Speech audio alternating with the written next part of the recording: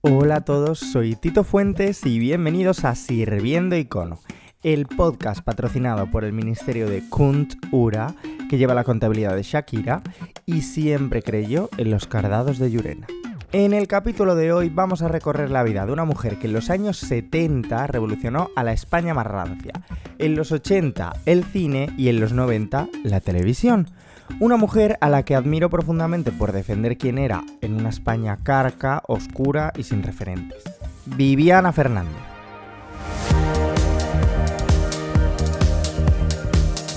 El 13 de febrero de 1954 nace en Tánger una mujer destinada a romper moldes, y no precisamente los de MasterChef. Bueno, o sea, sí, pero esto viene después. A abrir caminos sin saberlo y a convertirse en referente para generaciones enteras. Ese día no solo nació Viviana Fernández, nació un poquito de modernidad, espontaneidad y cine. Pese a haber nacido en Tánger, es hija de malagueños, de Manuel, que era taxista, y de Francisca, costurera. Tuvieron a Viviana muy mayores, de hecho su madre cuando se quedó embarazada pensaba que eran trastornos. Pero lo realmente complicado vino después, o sea, los líos que arrastró Vivi cuando sus padres se separaron la misma noche de Reyes, cuando ella tenía solo 6 años. En este caso, más que nunca, los reyes son los padres. Con 13 años decide irse a estudiar a Málaga para separarse un poco de sus ambientes familiares. O sea, ella quería crecer y desarrollarse en el mundo artístico que iba conociendo gracias al cine. Si hubiera nacido ahora, pues seguramente estaría enganchada a Stranger Things y a la Isla de las Tentaciones, pero como nació en el año 54, pues se tuvo que conformar con Paco Martínez Soria, vamos, el Aaron Piper de los años 50. Desde joven desarrolla esa cultura cinematográfica increíble y le apasionan las grandes musas del cine de la época como Raquel Welch, Katharine Hepburn... ¿Cómo se dice? Katharine Hepburn. Era una mitómana absoluta y quería pertenecer a ese mundo. Yo tuve una cultura cinematográfica muy amplia y claro, si te hablo de Chabrol, Godard, Truffaut, no sé cuánto, tú dices, uy, esta que culta con 12 años y una leche. Yo era una burra con 12 años, lo que pasa es que me interesaban las mujeres que eran las heroínas de esas películas. Me gustaba Brigitte Bardot, Raquel Welch o Ursula Andress, que hizo Una cosa con Terence Young, lo de James Bond. Su primer trabajo llega en un hotel vendiendo lotería y literalmente, o sea, como si fuera una película de Almodóvar, conoce a una vedette de la que se hace amiga, evidentemente, y ese encuentro la lleva a Barcelona. Nos lo cuenta ella misma. Y conseguí la forma de inmiscuirme en la vida de una señora que hacía por aquel entonces unos espectáculos de cabaret. Ella me dijo que me podía llevar a Barcelona y demás, pero después en Barcelona me tropecé con una serie de inconvenientes de tipo burocrático, porque por aquel entonces se requería el carné del sindicato del espectáculo, que yo no poseía porque había que pasar un previo examen. Y entonces, bueno, buscando empleo en el periódico, pues surgió una empresa, que es la empresa Ferrer, que me proporcionó un trabajo en dicha empresa. Viviana no recuerda con especial cariño ese mundo nocturno, o sea, para ella fue una época dura, de exposición y más que nada como de supervivencia. Aunque Supervivientes vendría después. Y ella, ante una de sus primeras actuaciones en solitario, pues, a ver, le pidieron un nombre, ¿vale? Y como buen amante del cine dijo Vivi Andersson, ¿vale? Que para quien no la conozca era una actriz sueca, habitual de cine de Bergman, vamos, una rubia con papeles reflexivos en películas que son un rollo y que no son películas, o sea, no es Zootopia, ¿vale? Vivi toma el nombre como homenaje, pero a veces las cosas no se hacen del todo bien y de hecho se lo escriben mal, con una S y además Andersen en vez de Anderson. Hoy en día una lección terrorífica para el SEO y para encontrar el nombre en Instagram, pero bueno, de esta manera nace Vivi Andersen. Su primera gran oportunidad en el cine llega en Barcelona en el año 1977, de la mano de Vicente Aranda con Cambio de sexo, una película que cuenta la historia de José María, un joven interpretado por Victoria Abril, que sufre el rechazo de su entorno pues, por no encajar en la masculinidad que se imponía a la época. Tras huir a Barcelona, empieza a vivir en secreto como María José, buscando su verdadera identidad, y en este proceso pues, conoce a Vivi Andersen, una vedette trans que se convierte en su referente y en su apoyo. Pero Viviana nunca se ha sentido muy representada por esa película, o sea, no se reconoce ahí, es una etapa que mira con bastante distancia. Y en Madrid llegaría uno de sus cambios más drásticos, o sea, no, seguía morena, ¿vale? Que este es un momento importante, pero que también llegará. Ella se muda para trabajar en La Revista, Y no tiene nada que ver con trabajar vendiendo la revista Todo Consolas. A ver, para la gente de menos de 30 años, el concepto de revista nos cuesta, y a mí incluso también, ¿vale? O sea, me sacas de la Super Pop y de la Bravo y tengo dificultades. Básicamente era un show de teatro de variedades en las que había baile, se cantaba, sketches de comedia y siempre pues con un tono muy pícaro. Vamos, que era una mezcla entre un mitin de las juventudes del PP y un concierto de Batllán. Bibi poco a poco se empieza a hacer bastante conocida, tanto que algunos medios como Televisión Española se empiezan a interesar por ella. Vale, y antes de escuchar algunos fragmentos de la época, yo quiero dejar claro que los incluyo, o sea, precisamente por señalar y criticar esos comportamientos, esas preguntas incómodas y la transfobia pues, que se ejercía sobre las mujeres como Bibi. Hoy en día sería impensable, pero bueno, el contexto es importante. O sea, estamos en el año 1977, que por suerte Franco ya había hecho su sashay away, pero la ley de peligrosidad social seguía criminalizando a las personas trans. O sea, no existía un reconocimiento legal de identidad de género. Poco a poco es cierto que la sociedad se iba acercando un poquito más a la diversidad, pero también tenía muchos prejuicios. Por desgracia, ser una mujer trans en esa época era un acto de valentía enorme. Y aún así, Bibi salía ilesa de esas preguntas en televisión porque tenía los recursos, tenía la personalidad y la seguridad suficientes para plantarse ante los cuestionamientos de tanta gente. Vamos a escuchar cómo la presentaba en Televisión Española Alfredo Amestoy, que era amigo del descubridor de Bibi, el señor Ferrer, hace casi 50 años.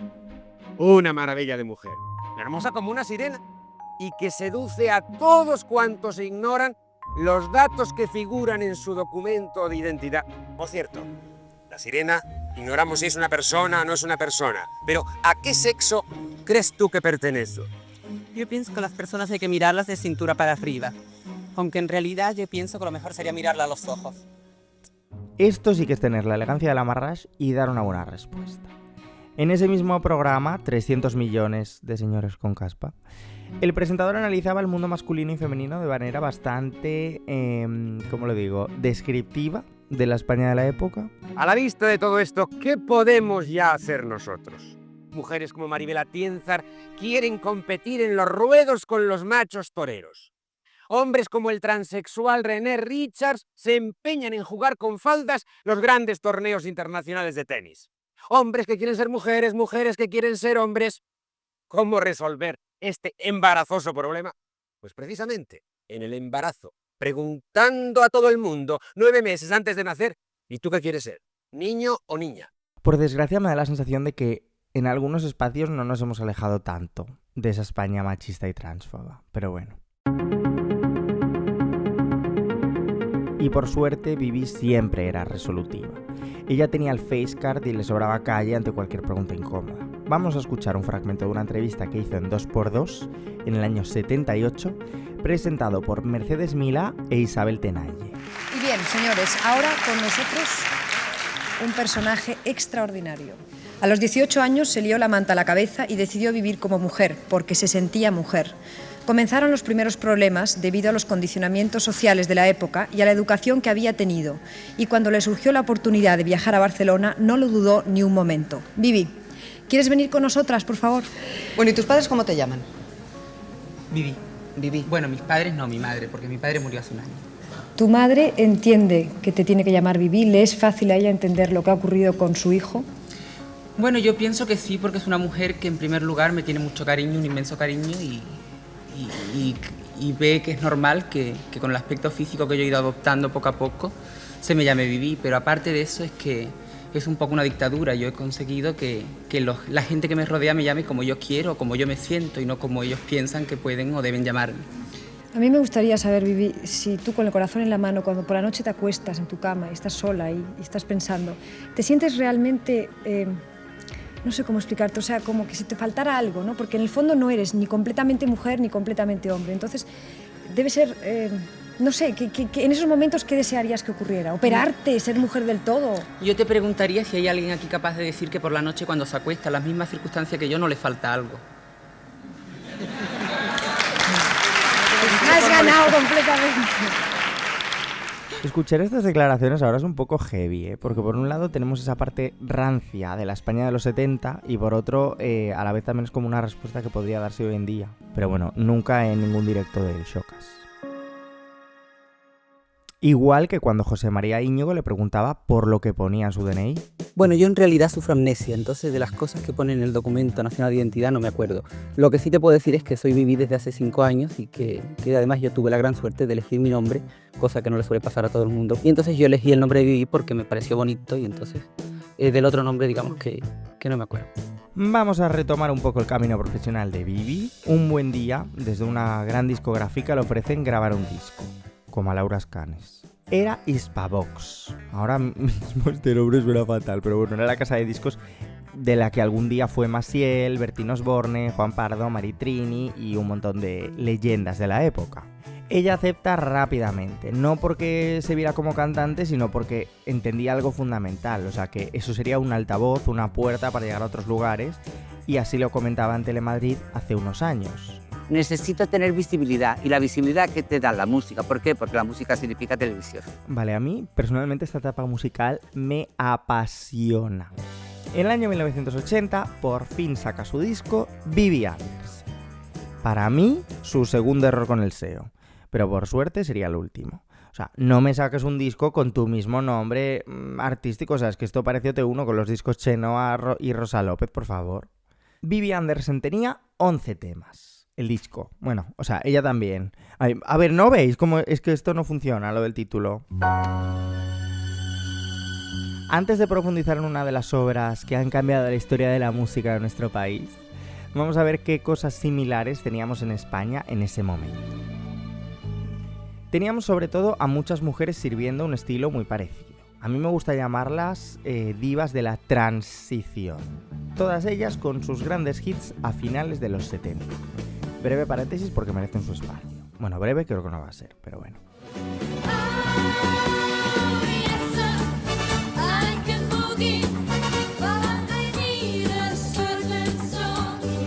Esto que suena es Yesera y Cambugi, de Las Bácara, dos mujeres que con este tema demostraron que unas españolas pueden ser tan conocidas como los gemelos.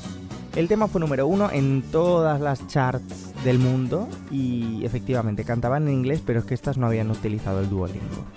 Su letra era seductora, porque detrás del Yesera y Cambugi, o sea, del sí señor bailo boogie, había un doble sentido. ¿Cuál será, no? Pues como la semillita del amor que decía Belén Esteban en Sálvame. Igual que Parlez-vous français, con la que fueron a Eurovisión en el año 78 representando a Luxemburgo. Vamos, un Erasmus eurovisivo.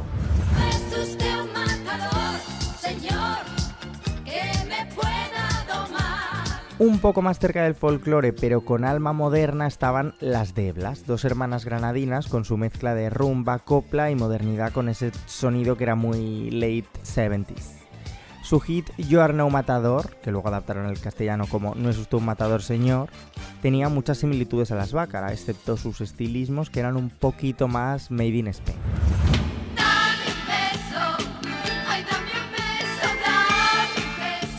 Y luego estaba el trío Acuario, formado por Mayra Gómez Kemp, la presentadora del 1, 2, 3, que antes de ser la Roberto Leal de los 80 fue una diva sencilla como un simple mortal, cantante.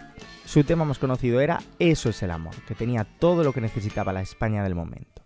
Una melodía pegadiza, 3 chicas monas y una sensualidad sutil. Y después estaba Susana Estrada, o sea, ella sí que era fuerte y era un poco Peggy más 18, o sea, cantaba directamente Fóllame ya.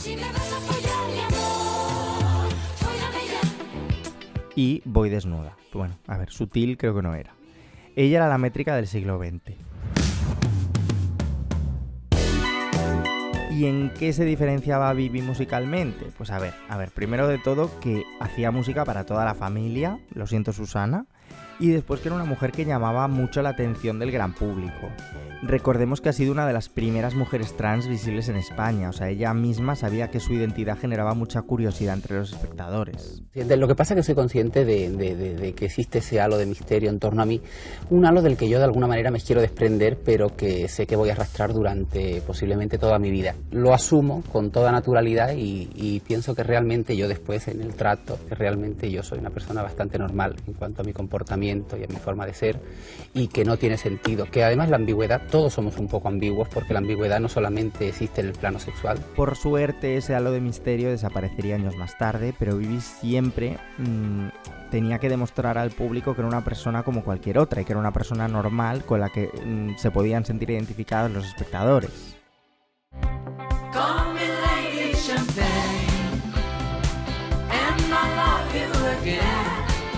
Este fue uno de sus primeros singles, Call Me Lady Champagne. Lo de cantar en inglés, ya veis que da un aire más internacional, la gente se lo metía por el culo porque lo veía como algo exótico. No es solo un tema disco de finales de los 70, sino que es pura seducción y poder femenino. A ver, que sí, que obviamente no es todo de loca, pero era lo sutil de la época. Y claro, a lo de ser una Lady Champagne, o sea, no solo es una fantasía glamurosa, es una metáfora que creo que no hace falta explicar. Y si no, pues ask ChatGPT. Es una época con muy pocos referentes trans visibles, o sea, yo de hecho creo que era prácticamente la única en España y la primera en España. Y esa imagen también contribuyó a ofrecer una percepción distinta, menos condicionada por los prejuicios y estigmas habituales del momento, que como muchos sabemos, o sea, después de haber visto series como La Veneno, Vestidas de Azul o incluso hoy en día, muchas veces las mujeres trans se quedaban relegadas al mundo de la noche y al mundo de la prostitución. Su tema fue bastante sonado en España, pero también en el resto de Europa, o sea, Rosalía de repente. Y se fue por las Alemanias a promocionar su single con su copita de champán, como diría Belén Esteban. A ver, más canciones del disco, pues una que todos conocemos, Sálvame. Bibi incluyó esta obra de arte en su repertorio e hizo su propia performance memorable digna de la MTV, pero en el programa Aplauso de Televisión Española. Ella con un vestido negro y roto, agarrada al poste de un barco en la mitad del océano y rodeada de bailarines vestidos de rojo. Y con un croma súper cantoso, o sea, esto era la IA de la época, ¿vale? Fue tan icónico que en 2005 las Nancy Rubias recuperaron el tema para hacer su propia versión e incluso grabaron el videoclip con Viviana recreando esa puesta en escena del año 80. Pero claro, por lo que muchos tendríamos esta canción como un himno es porque en 2009 pasaría algo que haría que el tema tuviera una huella digital imborrable. Telecinco creó un magazine de tardes para comentar Supervivientes y dijeron, ¿cómo la llamamos? Supervivientes, nominados, isla, tal. Pues seguramente un simpático mariquita que habría visto a Bibi en Aplauso decidió llamarlo Sálvame. Y ya pues no hacía falta ni crear una sintonía. Visto su éxito, cuando acabó la edición pasó a ser diario y acabó estando en antena más de 13 años, como todos sabemos.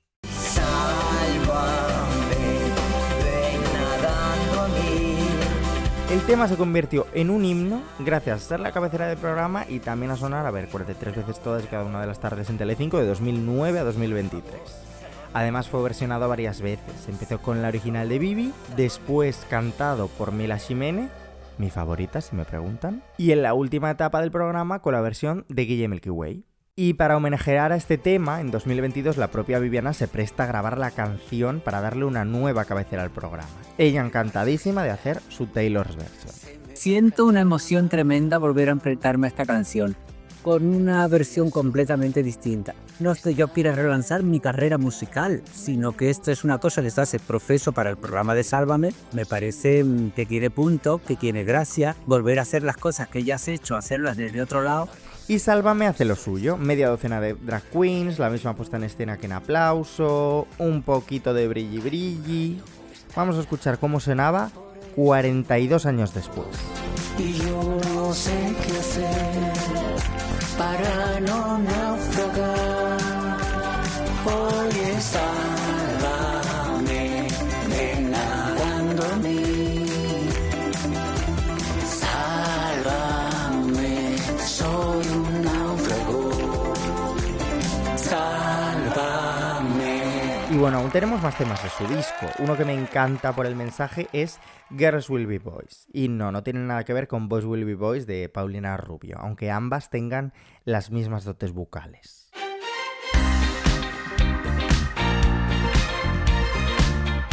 Pero sí que tiene mucho mensaje. La letra habla de identidades que se mueven, se cruzan y se intercambian.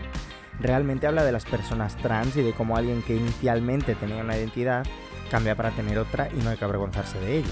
Vamos a escuchar lo que decía Bibi en el año 85 en Televisión Española sobre el género. Sino que es un sentimiento y que sale de dentro y que no se puede remediar. Lo que pasa es que realmente ahora mismo estamos viviendo un momento en que cada día se va más a la ambigüedad y donde los papeles cada vez están menos delimitados, donde el hombre no tiene que funcionar o ir por la vida de hombre. Quiero decirte que el ser hombre no significa que haya que ser machista, y el ser mujer no significa que haya que ejercer de mujer como se entendía hace tiempo, y cada vez las cosas están menos delimitadas. No, porque creo que la feminidad no significa el peinarse, el maquillarse o el tomar una actitud determinada. Quiero decirte que eso es algo que se siente y que se ejerce durante 24 horas, durante las horas del día, en tu comportamiento con los demás, sea bien en tu trabajo, bien en tu vida privada. Que Bibi cantara esto a principios de los 80 fue un acto valiente y muy adelantado a su época. Desde una música disco y alegre y un discurso sereno, reivindicaba el respeto a las personas trans en España cuando todavía estaba marcada casi por el franquismo. Bueno, y vamos acabando con su disco porque es que aún tiene algunas canciones disfrutonas como I Wanna Be Loved By You, ¿vale? Recordemos que Bibi era muy mitómana y siempre tenía las grandes estrellas de Hollywood en la cabeza, en este caso a Marilyn Monroe. Y efectivamente, ella tenía razón, sacar este disco le daba mucha visibilidad en televisión, ya sea por entrevistas que buscaban el clickbait de la época o por sus performances dignas de los Army Awards, vestida de sirena bajo del mar, en un barco por las rías del norte, saliendo de una boca gigante. O sea, era la Sabrina Carpenter de televisión española. Bibi empezaba a ser un rostro muy habitual y muy conocida para los espectadores, incluso sus entrevistas, pues por suerte ya no iban tan directas a hablar de su identidad, de si era hombre, de si era mujer. O sea, ¿os acordáis de las preguntas transfobas que le habían hecho en el programa de Mercedes Milá e Isabel Tenalle? Pues Milá volvió a entrevistar a Bibi en el año 82 y el tono había cambiado bastante. Bibi Andersson ha causado escándalo muchas veces en España, quizá ahora menos porque ya la gente se va acostumbrando, ya era hora. ¿Para ti qué es el escándalo? Evidentemente no es aquello que yo he podido provocar en ningún momento. Yo pienso que es que las normas de moral que existen en este país son demasiado estrechas, pero el hecho de que en un momento dado se pudiera suscitar una cierta polémica acerca de si yo era hombre o mujer, pienso que no es motivo de escándalo, porque bueno, pienso que en definitiva la gente que me contempla por la calle o a través de una cámara de televisión no tiene por qué plantearse eso, porque eso es lo de menos, sino simplemente cuál es mi comportamiento ante la sociedad, ante los demás, ante la gente que me rodea, y bueno, y tratarme pues en función de este comportamiento. Y en 1985 le surge una oportunidad que no podría dejar pasar. Su primer trabajo con Pedro Almodóvar, en un mediometraje encargado para el programa La Edad de Oro de Televisión Española. Se trataba de tráiler para amantes de lo prohibido. ¿Qué alta eres? Es que soy extranjera, bonita. ¿Cómo te llamas? Lilliput. ¿Puta? Puta no. Put. Put. ¿Que no tienes paladar inglés? No. Pero Bibi ya conocía a Pedro.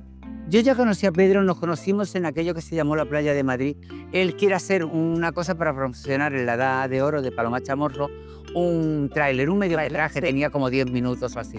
Es que trabajar con Pedro es una aventura y además esto era para hablar de qué he hecho yo para merecer esto, con lo cual fíjate tú el salto en el tiempo. Y también forma parte de Matador en 1986, que era otra de las películas de la primera etapa de Almodóvar, una de sus pelis más oscuras. Después llegan los grandes títulos como La Ley del Deseo en el 87, una de las primeras películas españolas que hablan abiertamente de una relación homosexual. Después Mujeres al borde de un ataque de nervios, pero es cierto que en esta Bibi no forma parte. Pero ella nunca deja de lado su faceta televisiva y en el año 88 le ofrecen presentar un programa junto al periodista Carlos Herrera, Sábado Noche. Queridos, queridas, feliz sábado noche. Una noche llena de sorpresas la de hoy. Lujo y espectacularidad para todos los gustos, para todos los bolsillos y para todos los públicos. Fue un programa musical y de variedades de televisión española, ya que Bibi había sido una chica de revista, era completamente 360, pues quién mejor que ella para presentar este espacio.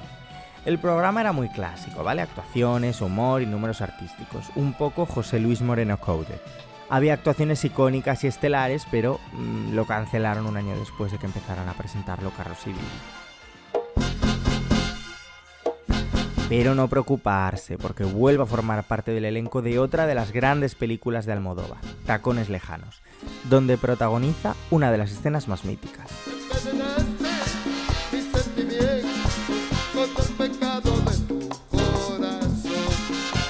Su personaje, Susana, está ingresada en prisión y en medio de este entorno opresivo, la cárcel se convierte en un escenario musical. Para los que no lo hayáis visto, pues era como We're in This Together de High School Musical, pero en una cárcel en vez de en un instituto, y bailando al son de los hermanos Rosario. Bibi se consolida como una auténtica chica Almodóvar. Estar al lado del director es garantía de éxito absoluto. Y en 1993 llega su última colaboración cinematográfica con Almodóvar, de momento, con Kika, un biopic de una gran estrella, Kika Lorán. Bibi interpreta a Kika, una joven drag de Fuenlabrada que, volcada de chorro, descubre que su novio, presuntamente heterosexual, es la reina de Green.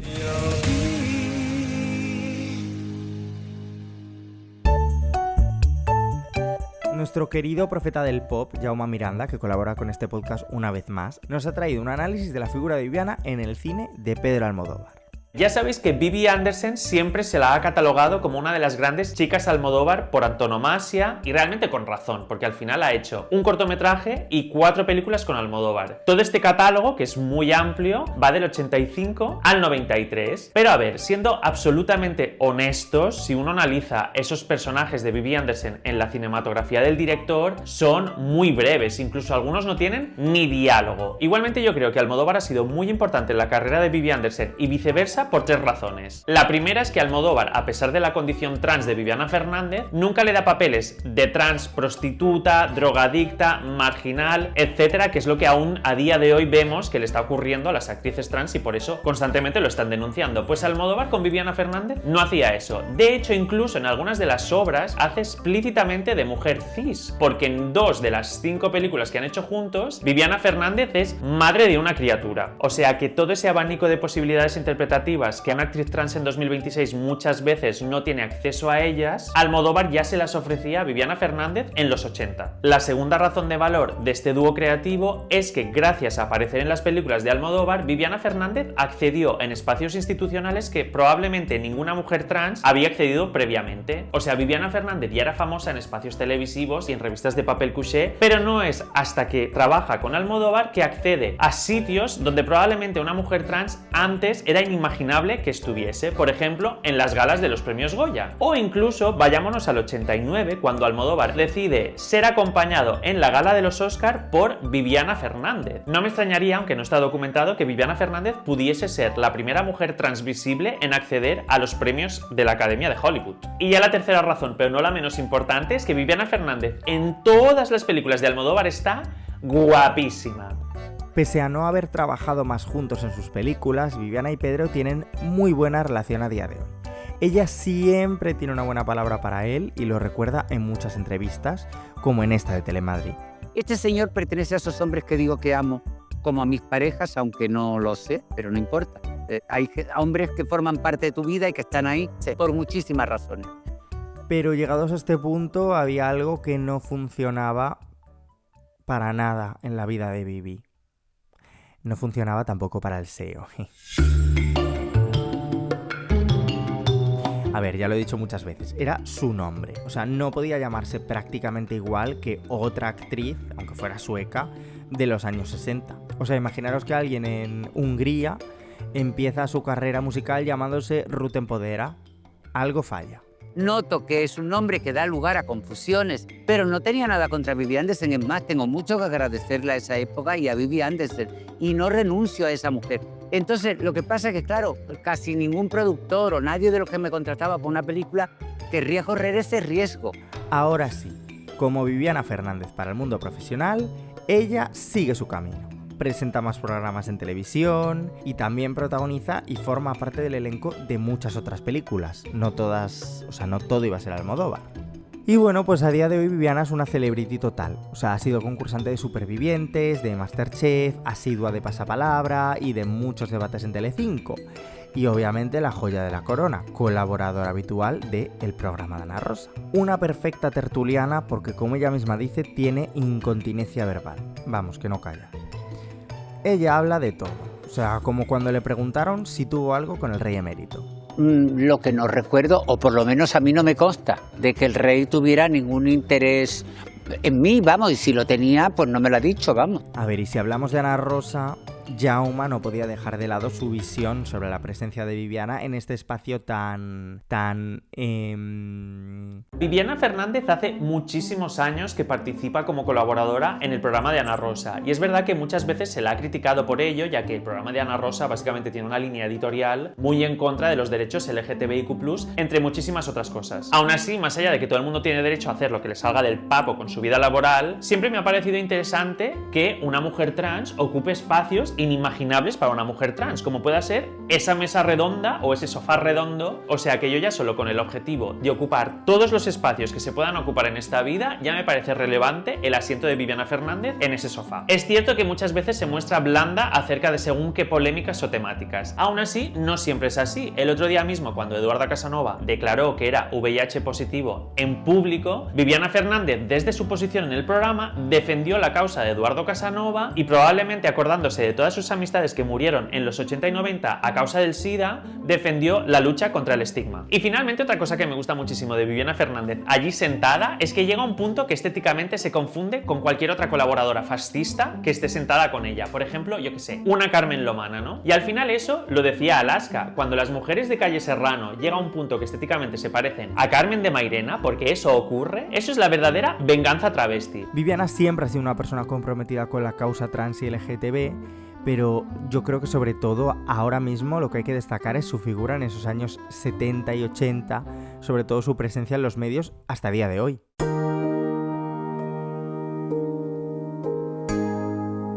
Es, yo creo que el único referente trans que se ha mantenido tantos años, ¿no? Y que quizás no ha sido una burla. Por suerte, Vivi ha conseguido sortear el sensacionalismo que tanto le preocupaba al inicio de su carrera y que escuchábamos en los fragmentos. O sea, hoy en día nadie piensa en si Viviana es trans o no. O sea, simplemente la tenemos en mente como una actriz, como una colaboradora, que sale en televisión, que es muy dicharachera, que es concursante de MasterChef, etc. De hecho, tampoco ha sido una gran abanderada de la causa trans y tampoco pasa nada. O sea, yo creo que ya simplemente el hecho de que ella estuviera allí ya es una justificación para una visibilidad muy fuerte y sobre todo al principio de su carrera.